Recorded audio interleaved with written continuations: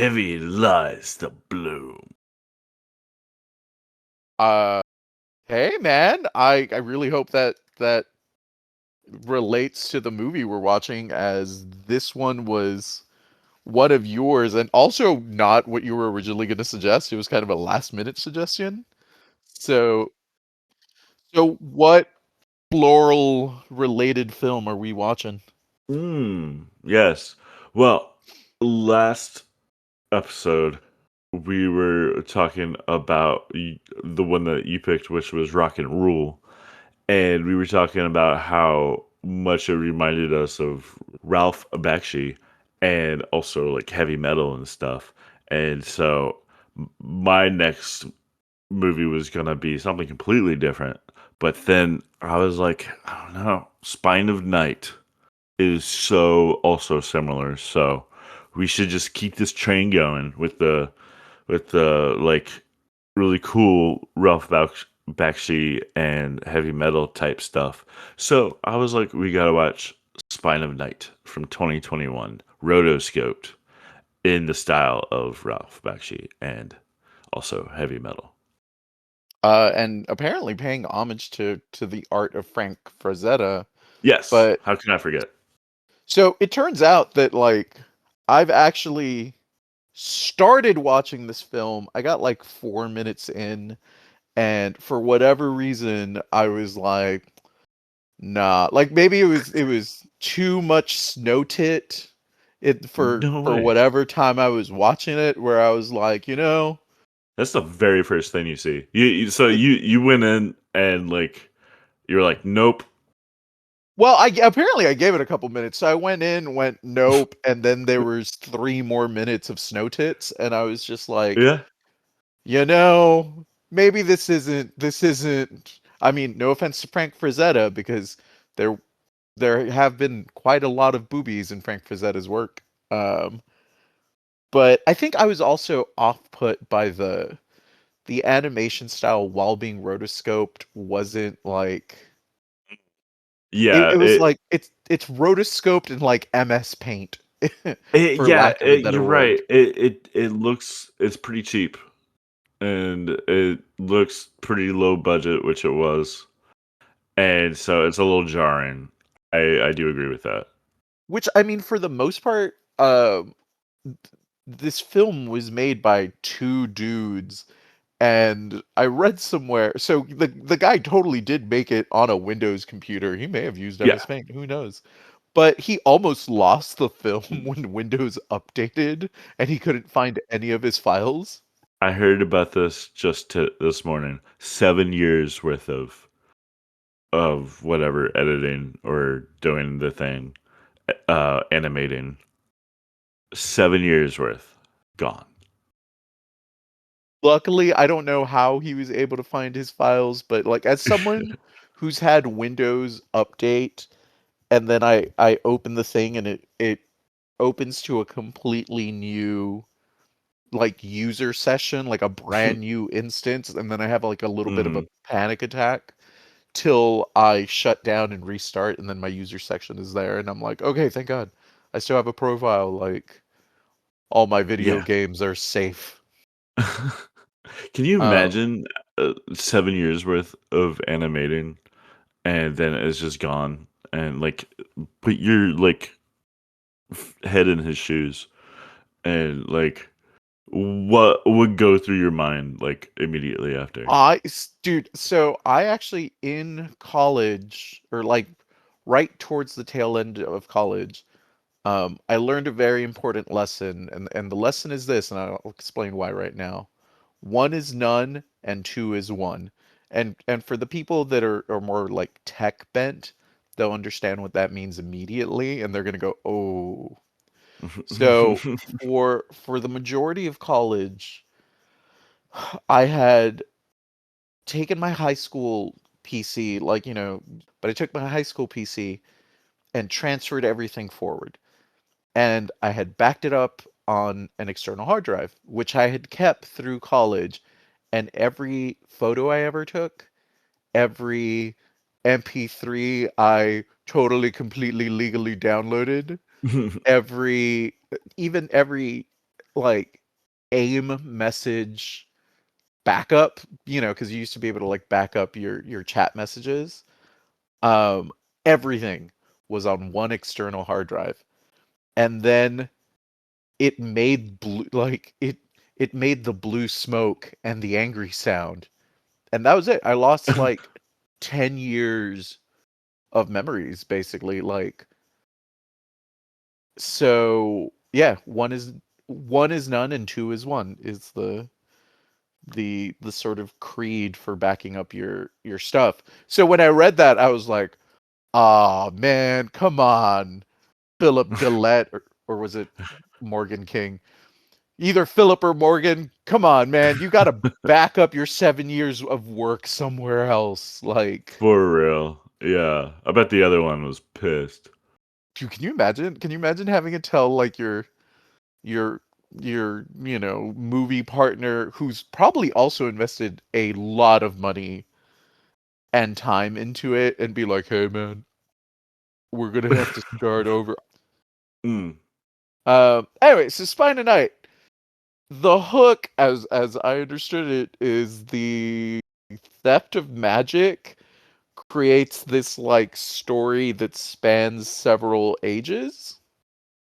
I don't know if you want to dig a little deeper into it. I mean that's pretty deep. No, I'm kidding. Well, yeah. So it's an anthology. Kind of. I mean, it's all like one narrative, but it's different short stories within one much longer story, which is, as opposed to completely unrelated stories, say like something like Black Mirror, or Twilight Zone. Um, which is really cool storytelling because everything's related, connected. There's one character who's in each and every story, and that's Sur, and he's the antagonist. And then as we're following him, like um his story, like throughout the ages, all of his adventures that he's gone on, and with the bloom, which is this like magical flower, which is the essence of the gods that came before him, which we find out at one point, one of the stories. Actually, yeah, Kelzor isn't in that one, but halfway through the movie, we get a flashback to see where the bloom came from, which is gods. It's like there's gods, and then there's sons of gods, and then they made men, and then men killed the sons of gods because they were very um, tyrannical, and not even that, they were just mean. and and then out of their like the skull of one grew the bloom, this flower, which was the power of the gods, which is basically anything that you dream comes becomes reality. So there's like this neat little like headdress necklace thing that they wear, and whoever wears it like can control reality to a certain extent, as far as they know how. Because what's also cool is they don't really understand how to use it, because like Yalsur spends, we don't even know how long, possibly like decades, not being able to really use it. If not centuries, because I think like you see like the ruins of towers and whole civilizations, which he's I mean, throughout the story, but before he really learns to use it, it's been at least several decades, and then he goes like when he's imprisoned. Okay, so I guess I already went through the flashback. There's gods, and then they have sons, and then the sons can just like whatever they dream becomes reality. One of the sons dreams of humans. Humans are created, and which is really cool because it's kind of like a take on like Prometheus. Like he creates the because Prometheus isn't a god.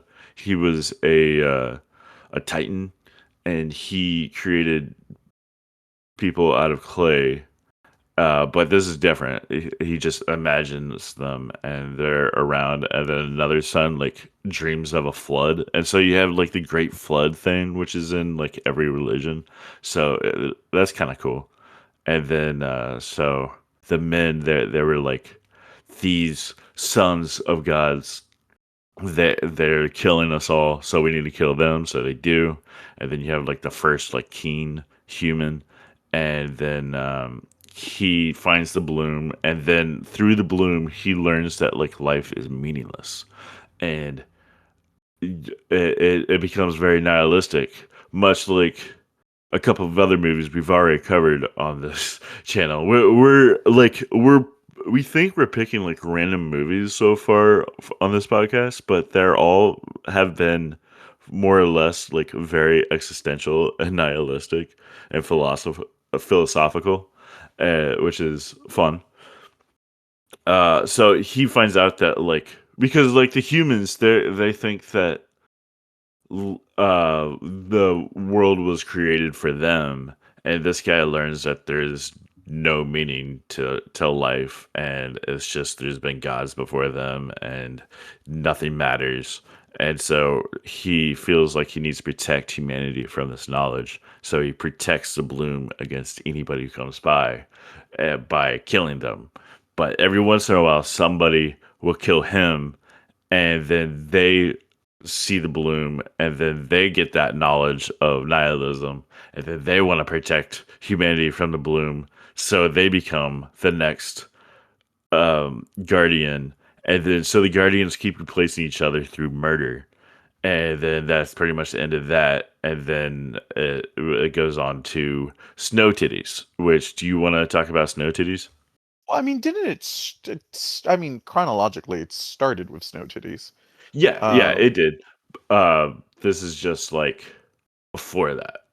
um, I, I mean, are we?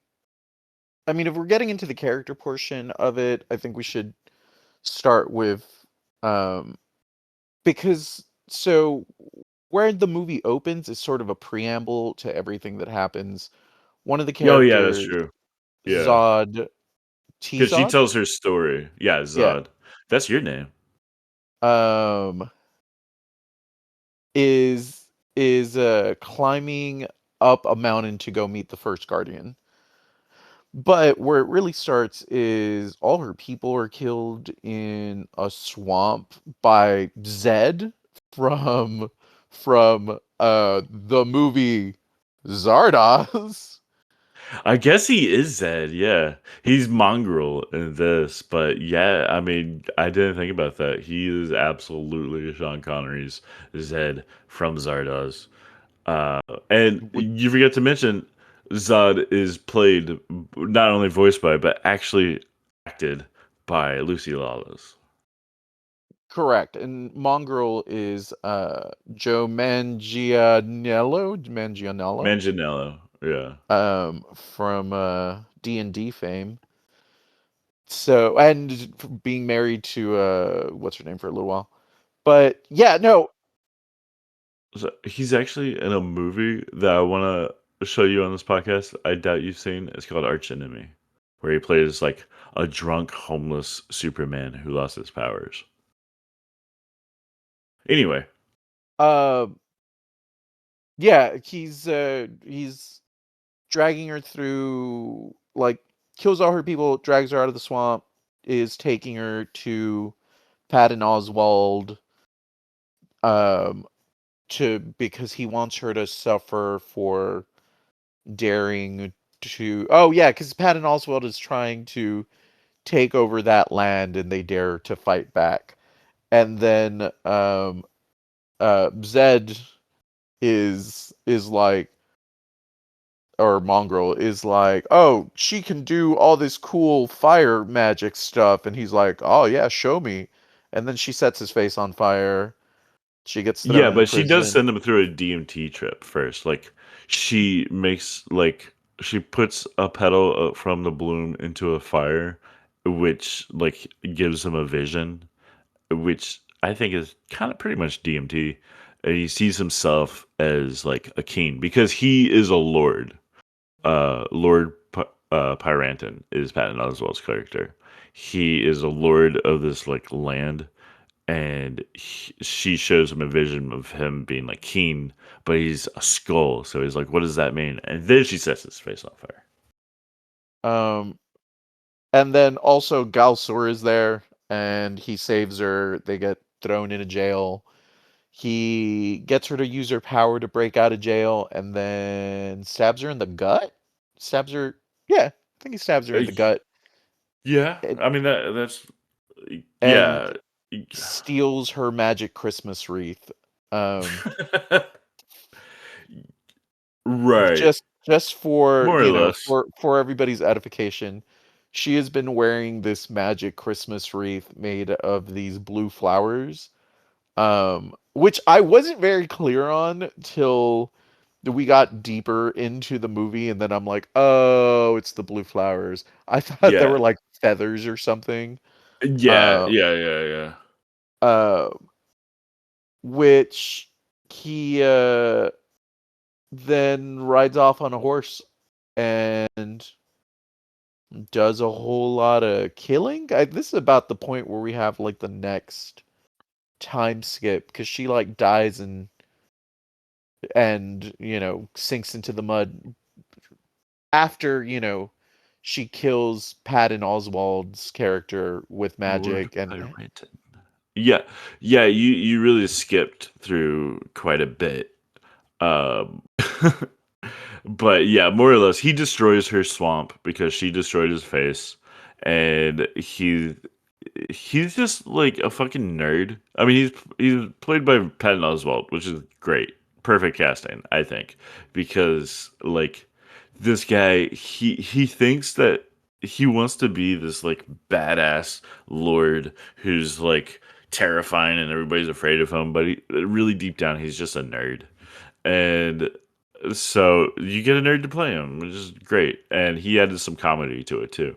And so he destroyed her swamp because you briefly mentioned that she is the queen of a swamp. She's a witch queen of a swamp, and for some reason, Lord Pyranton is beefing with them. So she escapes with Galsur, who is the antagonist, and he's the only person who's not like doesn't have like a famous person voicing him. He's just like a guy, and everybody like talks with a bunch of they all like act, and he just shows up. He's just like, "Hey guys, how's it going? I'm Galsor." Um, I yeah, will say outside of like the Guardian, Zod, Patton Oswald, uh the one bird lady and Mongrel, the voice acting for everybody else was rough. Like, mm, well, except for the two other birds. Um, but everybody else's voice acting, you could tell they probably got like whatever friends were willing to do it sure, yeah, cheap or free. Um, which like I guess, but I remember when the some of the guards are talking, they're like, "Oh, yeah, we totally will go to the bar." And I'm like, "This is this is like 90s video game bad?" yeah. I mean, it was a low budget, so they did what they could. The most famous person in this is Lucy Lawless, who hasn't been relevant in like 30 years. Um, uh, and then you have Patton Oswalt, who is a comedian, and then you have Joe Manganiello, who did D&D, and I don't and know. then, Richard Grant is the voice of the Guardian, who's he's done a lot. Um, yeah, that's true. But Galsur, his background is he comes from the Pantheon, which is like uh, these this order that reads books and they just kind of hoard that knowledge and keep it away from everybody so they can like control everybody, I'm assuming. And so he's sent to Lord Pyranton to document shit. And he ends up getting imprisoned. And so he gets out with Zod. And then, like you said, Zod kills Lord Pyranton. And then Galsur kills Zod and takes the wreath, the bloom, and then he keeps it for himself. And the only other survivor is the mongrel, who we don't see him again, but we find out later on that he becomes a king, not just lord like Pyranton, but king, because we find this out. There's during the next segment, which is a huge time skip. We don't know how long it's been, but we're at the Pantheon, and Galsur is imprisoned um, by the guy. What's his name that leads the Pantheon? Um, I Mm. don't. I, Well, I don't Galster even, is imprisoned by Emperor Palpatine. yeah, Emperor Palpatine, exactly. Uh, um, yeah. So you're wondering how long has he been imprisoned? I think he's And just called the Prophet, by the way, but he's Emperor Palpatine. mm, I guess. Um, yeah. So somebody mentions that the the mongrel eunuch king has died after a long reign. So mongrel, you're like, okay, so mongrel has become king, and it's been a long reign, so several decades, and he pretty much like dies of old age, basically. So it's been like maybe 40, 50 years, I'm thinking, since since Galsor killed Zod and took the bloom. Would you agree? Uh, yeah, I mean, Fantastic. sure. I wasn't super clear on like the time scale in this movie because it doesn't Yeah, make it exceptionally clear. it's Like, really not. Yeah, it's you have to really pay attention to dialogue, which doesn't tell you exactly what it is. They just leave clues like that. They say that the mongrel eunuch king died after a long reign. So at some point, the mongrel left and became king for many, many years. So that leads us to assume it's been about 40, 50 years. sure. Uh, so, and Galsur has not aged. He is still the same, but he's naked in a dungeon with dead bodies and the bloom, and he's just like, give me magic. I guess he doesn't know how to control the bloom because he doesn't get himself out. He's in prison for decades, so he doesn't really understand how to use the bloom. But the Palpatine brings him a book that was brought to him that he can't read, and that is a bunch of magic spells that Galsur uses to make the bloom work. Uh, and then he wants more power. Bad things happen. Palpatine goes full Palpatine. Gods are involved, and he gets lightning powers. Full Palpatine threatens to throw somebody off the edge of something, and then gets blown up by some sort of cosmic horror. Sure, I mean more or less. Then we skip to I don't remember where did we skip after that.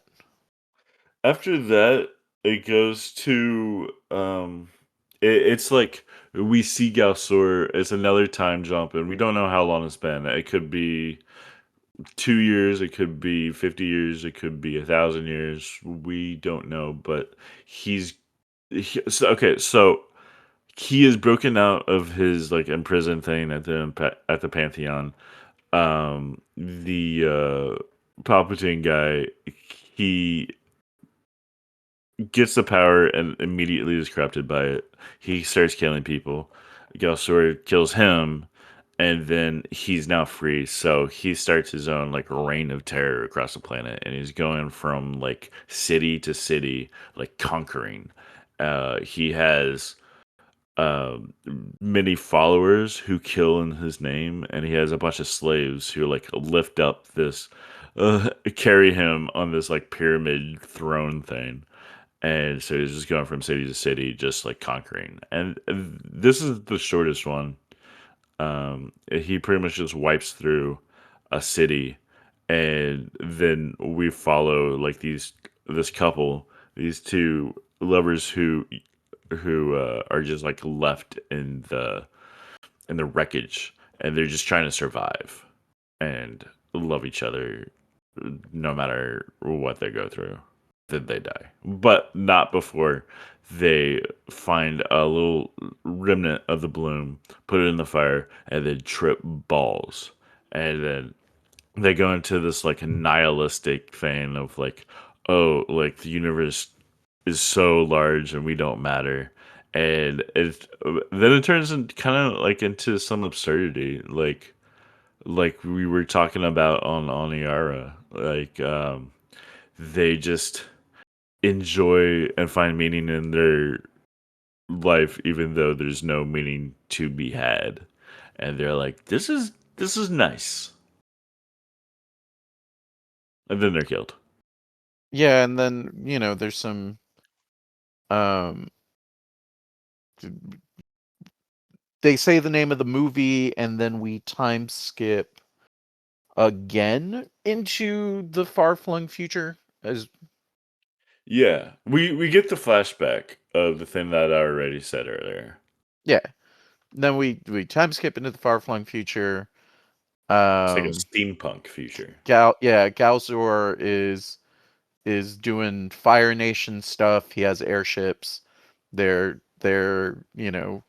raiding uh the Earth Kingdom, and there's some like rebellious folks. There's a group of three like glider bird people that Yeah. are like, you see that airship? We're totally gonna get on that airship. And then they get on that airship, have some good fighting, pilot the airship right at Galsur, who's like, nah, dog, watch me Yoda this airship. He Yoda's the airship. The one survivor is like, nah, gotcha. Um, Stuff happens.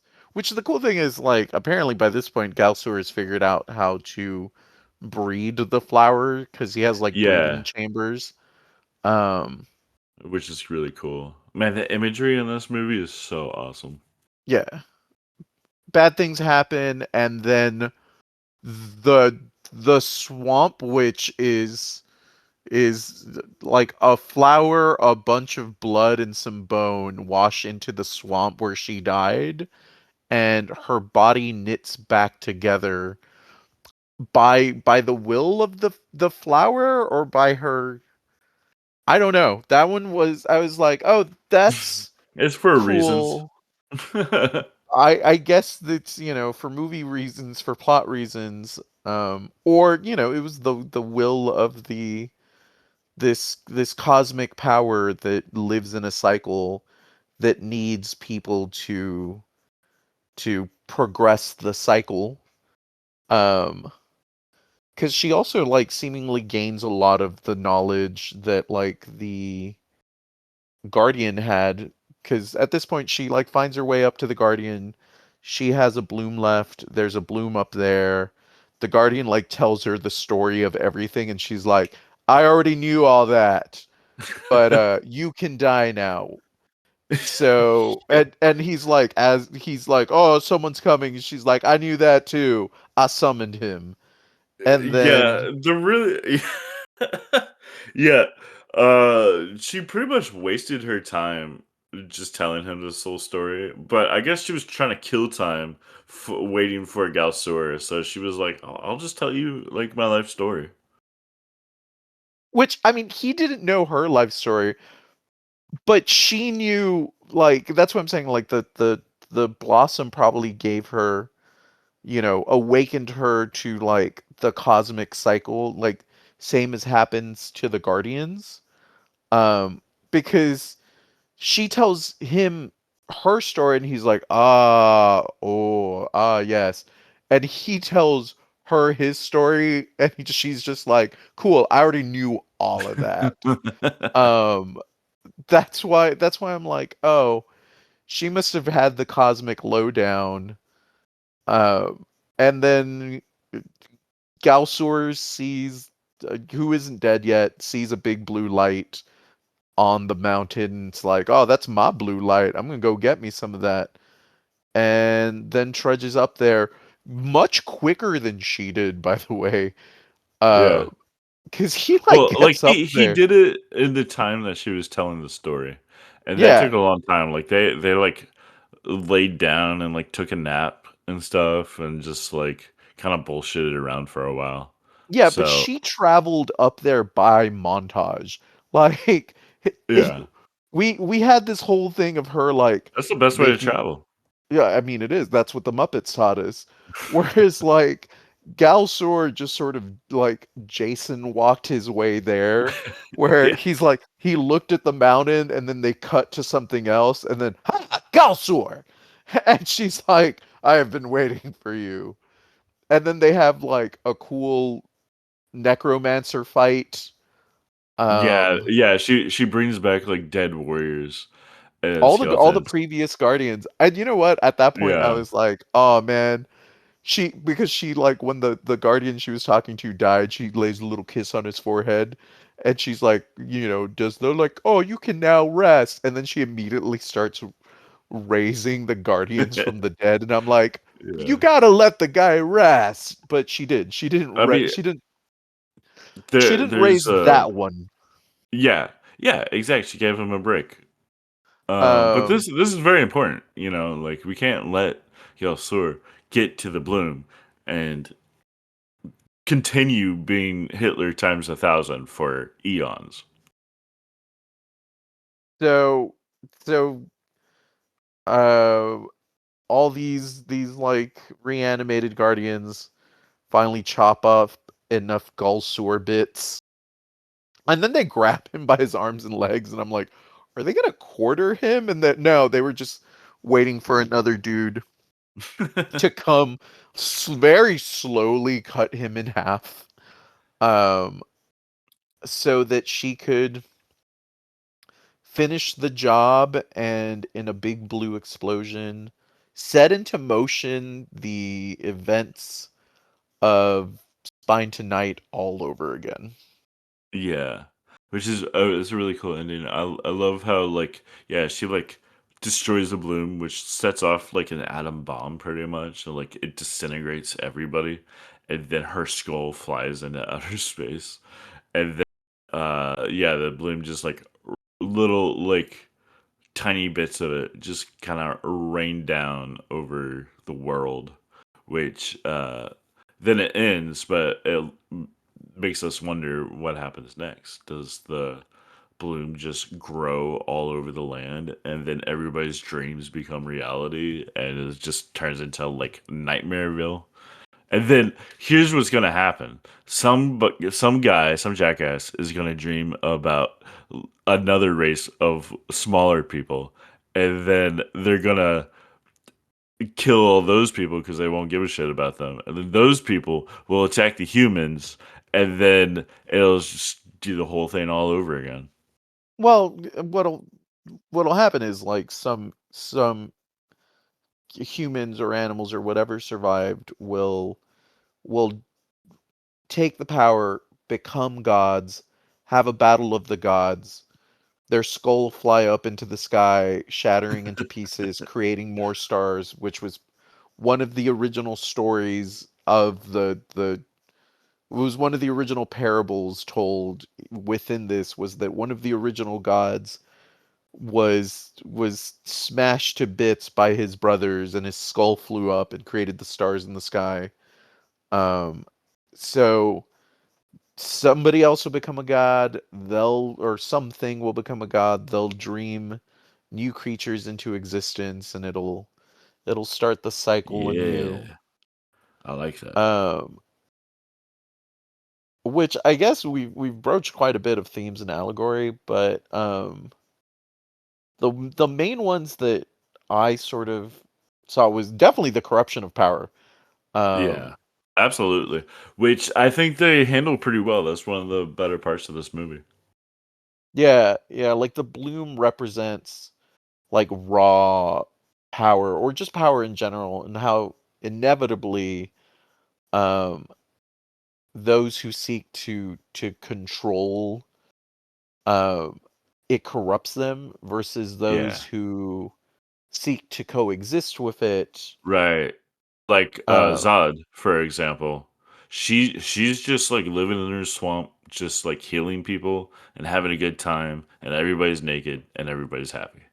yeah, like she has this power, but she's using it to the benefit of her people, Yeah, she doesn't want whereas anything more. She doesn't want control. She just wants to just chill. yeah, whereas Galsur uses his power for the benefit of himself. Um, Yeah. And then you have the Palpatine guy who he doesn't ever get to Bloom, but he, Yelzor shares his power with him.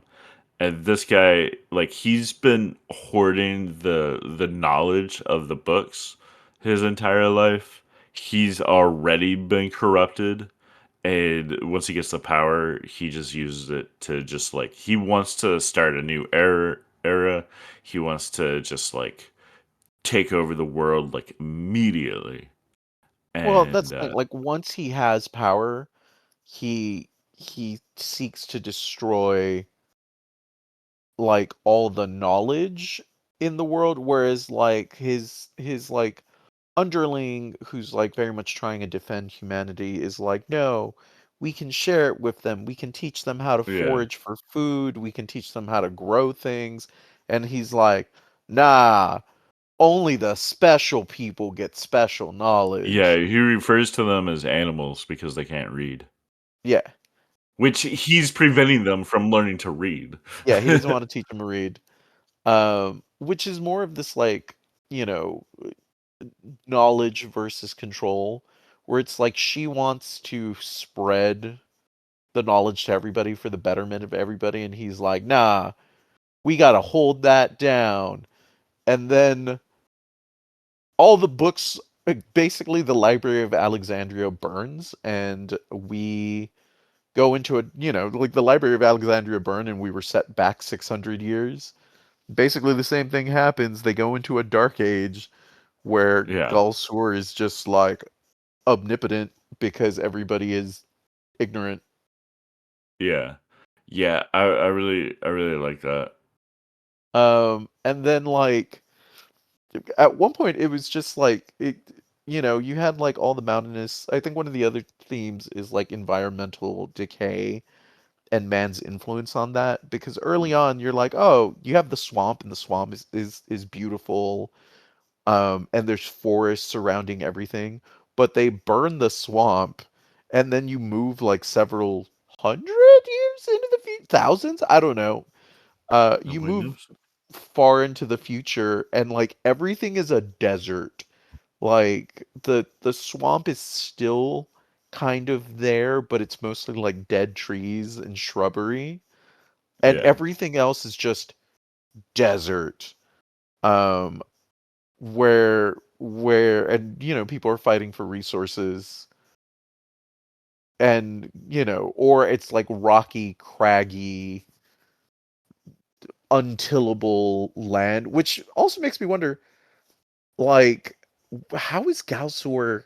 I guess if he had the ability to, if he had figured out hydroponics to grow more blossoms, I guess that's how he was feeding everybody. Because like the outside world was pretty bad.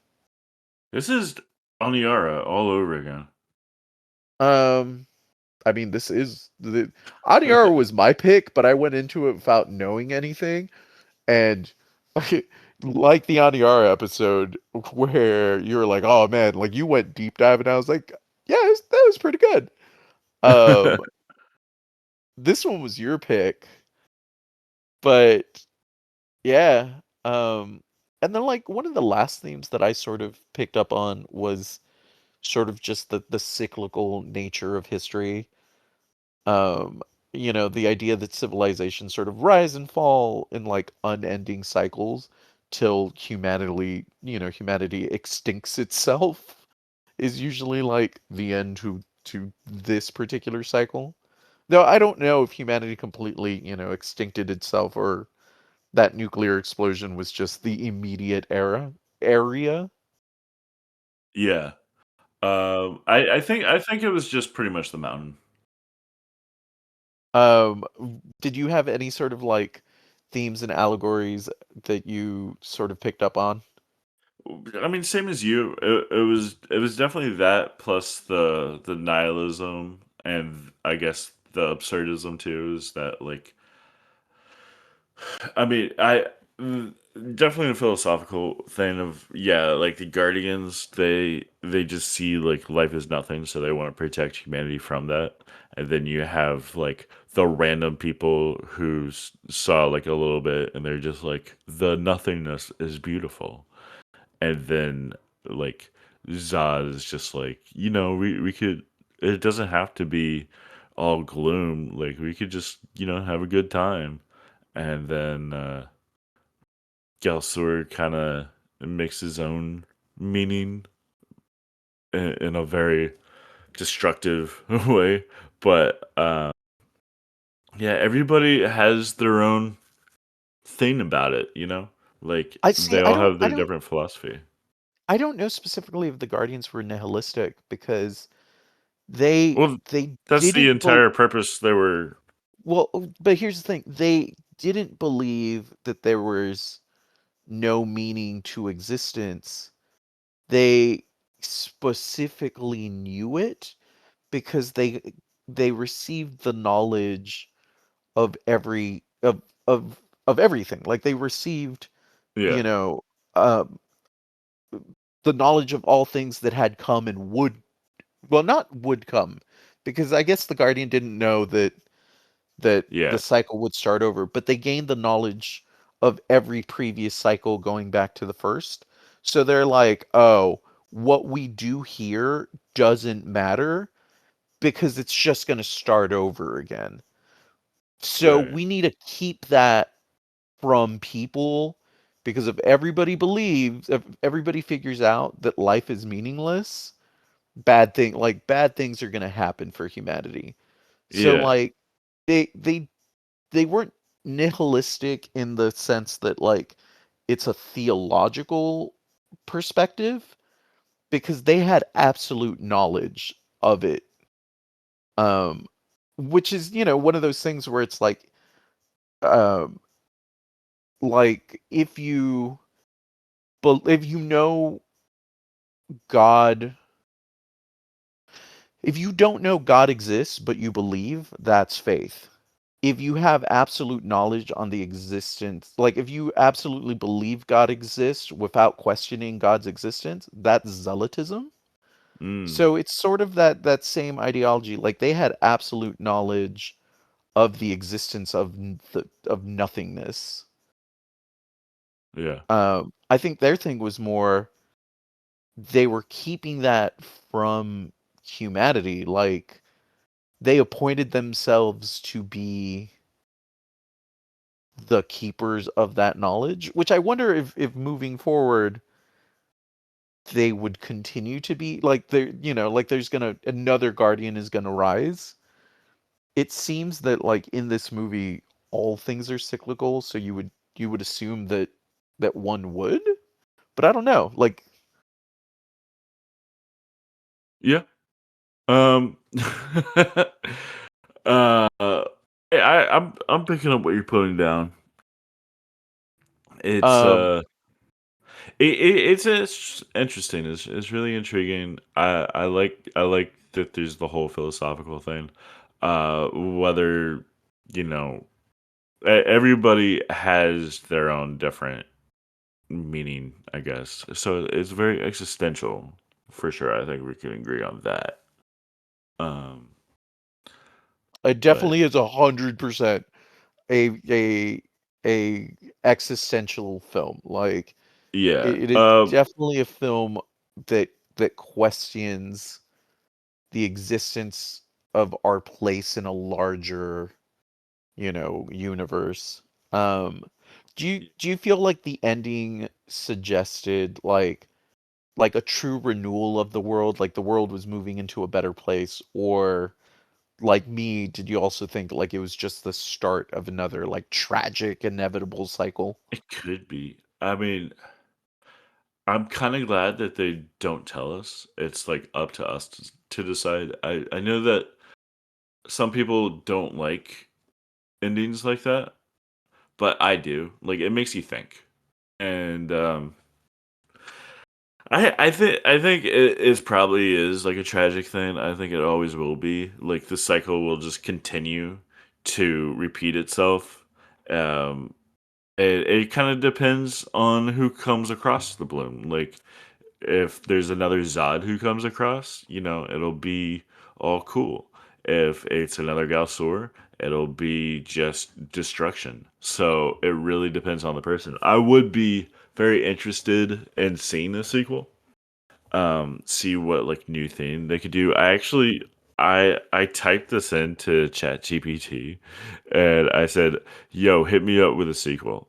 And for Spine of Night, and it came out with some like a pretty cool thing. I specifically said that I want a modern day sequel. I want it to be in 2026, and it was like, okay, so like some random person stumbles across the bloom, and they instantly notice the healing components of it, and like this guy, like his sickness goes away, and then very quickly the world like finds the bloom, and so scientists are like wanting to use it to like cure uh illnesses and stuff.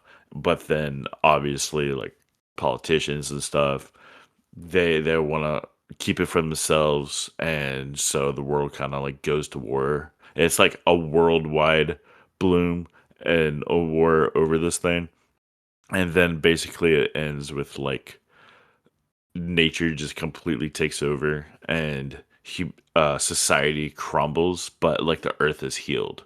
Like all the like seas are no longer polluted and everything, but like humanity can't live in that because we're so far down the technological route. And so that's really interesting. I was kind of impressed by that. Hmm, it's kind of cool. Um, you got any sort of final thoughts on this film? It's Well, quickly becoming a modern cult classic, even though it came out like 5 years ago. yeah, it didn't come out very. It wasn't very popular when it came out, but people who find it, for the most part, if you're into heavy metal and Ralph Bakshi and just the rotoscope kind of stuff, or like Fire and Ice, which is rough actually, or like sword and sorcery kind of stuff, you'll probably love this movie. Um, Speaking of heavy metal, first of all, like, would you agree that this is just like heavy metal? Like, instead of the bloom, it's the orb, and it's a bunch of different stories of this orb that like goes and like creates chaos wherever it goes, pretty much. Yeah, it very much is an ode to heavy metal, though I think the style of it and the characters are far more out of Fire and Ice. Yeah, for sure. It's Um, like Philip Gillette and Morgan Gillen King. They were inspired by the two things. One is sci-fi, and then one is like sword and sorcery. And they were like, let's do the two things together. yeah, I mean, which definitely like heavy metal and a lot of, I mean, basically everything that was inspired by Mobius, the Yeah, French right. um, artist, does that combination of like hyper violent fantasy and steampunk, cyberpunk. That like sort of melding is very 70s, honestly. Yeah, absolutely. Um, you wanna have your mind blown? Hmm. I don't know if it'll blow your mind, but this is cool. Philip Gillot, co-director, co-writer. He also wrote Monsters and Robots. Or no, I'm sorry. Love, Death, and Love, what's it Death, and called? Robots. Yeah, Love, Death, and Robots, which Uh, is didn't that? was originally going to be a reboot of heavy metal before they called it Love, Death, and Robots. That was the original thing. Was we're going to make another heavy metal, Oh, like it was supposed to be like a heavy metal like movie, and then they or just sort of like, a TV show. You know, like it's on Netflix. yeah, yeah, It's yeah, yeah. just a bunch of like short stories. It was originally going to go down the route of heavy metal. It was going to be called heavy metal. Then they were like, this is different from heavy metal, so they called it Love, Death, and Robots. And then Philip Gillette, he was like, damn it, I want my heavy metal, so I'm going to make Spine of Night. I mean, what I remember this guy from and is he was the writer for Europa Report, Yeah, which that's what he's most famous for. yeah, which is it's been on my list um to watch because that's another movie that's very actually, well, Europa Report came out a while ago, at least what, like 10 years ago? 2013. Oh wow. It also has built its own little cult following. Yeah. I've been seeing it on like Netflix. I think I tried to watch it at one point, but I didn't get through it. which Maybe I is should give it another apparently shot. which is apparently par for the course with Philip Galatz, because that's Yeah. what happened to me with Spine of Night. Um, Yeah, but exactly. so how did just as some sort of final thought, how do you think the like the rotoscoping affected your connection with this film? Like, do you think this film would have been better had it been like traditional animation or even like modern CGI, or Yeah, like was part of the charm of this film the rotoscoping? I appreciate the attempt that they made with it. And I appreciate what they were trying to do. Unfortunately, it didn't quite work. So I think it would be better just as an animated film. But I love that they tried. Yeah, I like that it was still like it was still was that like if you've ever watched Bakshi's Lord of the Rings, or Yeah, even like American Pop, where it's like the animation was kind of wiggly. Um, but right, there was definitely sections where the animation was a lot more wiggly um, right. than other sections. Like it got a lot tighter towards the end of the movie, and I'm wondering it's because of when Windows updated, he like moved to a better, you know, Right, he moved to the new version of Paint, and the new version of Paint has a lot of of tools that are like similar to Photoshop. right. Um, but I don't know if he actually did this on Paint. It just looks like he did this on Paint. Uh, but I don't know. I don't think I like had this been like another Netflix, CGI like sci-fi thing. I don't think I would have paid attention to it. Like I think the reason I was originally interested in it and the reason like I gave it a chance was because of that throwback to those old style of movies. Like I think if Same, it same was here. Yeah, yeah, like I think if it was modern CGI or modern animation, it'd be entirely forgettable. As the like millions of other, pieces of media that are done very cheaply in CGI that everybody forgets. You like if yeah. any there's hundreds if not thousands of like examples on YouTube of like college project or from much smaller film studios that just end up on YouTube that tell very similar stories, but they're entirely forgettable. Hmm. Um, so while the rotoscoping is kind of a turnoff, I think it very much gave this film like the cult following that it's building. Yeah, Um, that is absolutely true. I agree. so as a final note before we sign off, so if the like blue flower represents power and technology, or like I think I've seen some people talk about it as the blue flower represents our relationship with nuclear energy, which is why there's like the big explosion at the end. Mm, What do you hmm. think this film is saying about our current quote unquote guardians? Who are our current guardians? I Who? don't know. That's what I'm asking. Like who's fighting the good fight um to to use power in a way that benefits the people? I mean, you can look at it like, I mean, if you use that like nuclear power analogy, you could go back to Oppenheimer in a way. I get, well, he created it, so I don't know. Well, and then he Um, regretted it for the rest of his life. yeah. So maybe him, but I don't know. I I think like maybe like Alfred Nobel, who was another one who was like invented dynamite and then was like, "Oh my God, I've destroyed the world." yeah, Um, it's funny how that works. so I don't know. I think that's a good point. You got any final thoughts for the people? Final thoughts. Final thoughts. I dig this movie.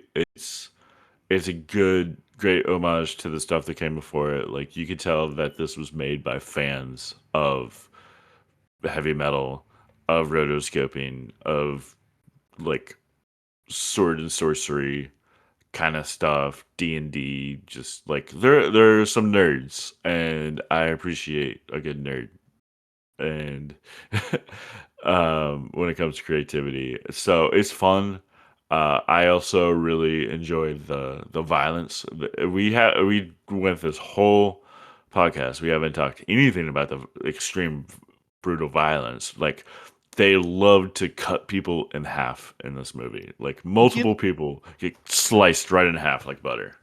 I mean, I watch anime, so that was like the level of violence in this movie was not even approaching anime violence where, people get punched and exploded like Yeah, and but I and mean, gore rains down it's like still pretty brutal.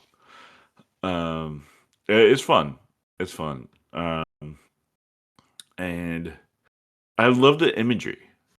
Like, the imagery was so awesome. Just like I said, Galsor on his pyramid throne being carried by slaves who, like, he doesn't even give a shit if they die. Like, it's so horrible, but man, it looks so cool as a cartoon. so I think for this one, my final thought to the people is go into your basement, find your old TV, put on a black light, put up your Frank Frazetta posters, get a bootleg of this on VHS, which I actually found several of, which I think this would be the ideal way to experience this film is just like loading it into a tape deck, hearing that doo and then the film running. Oh yeah, I also love the like 80s synth that went through the whole thing. Like when Patton Oswalt, he was like, your swamp will know sorrow. And then you hear just like, wah. Or when the big like blood thing, the sacrifice, when Gal Shore took all the blood from all the killed people and it like made an orb around him, and then it like unraveled and it goes like, wah. I love that shit. Yeah. So definitely, I think people should give this one a chance or Heck not. yeah. Whatever. You do Or, you. yeah. Uh, I have shown this movie to a couple people, and they didn't really like it as much, and I was kind of surprised by that. I've been meaning to show you this movie. There was a time where you came over, and if we were going to watch a movie, I was going to be like, "I've got the movie for you," but we never ended up watching that movie. So until now, so with that, to the people, give it a chance. It may not be your cup of tea, but it's definitely someone's cup of tea. You got any last words for the peeps? well said.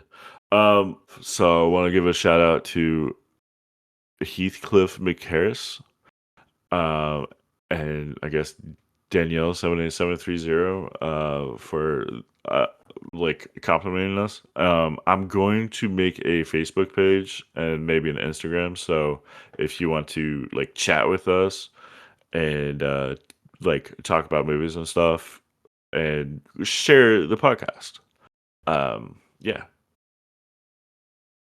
it'll be the same title. So by the time this episode comes out, it probably already exists. So as a final thought, shout out to the people.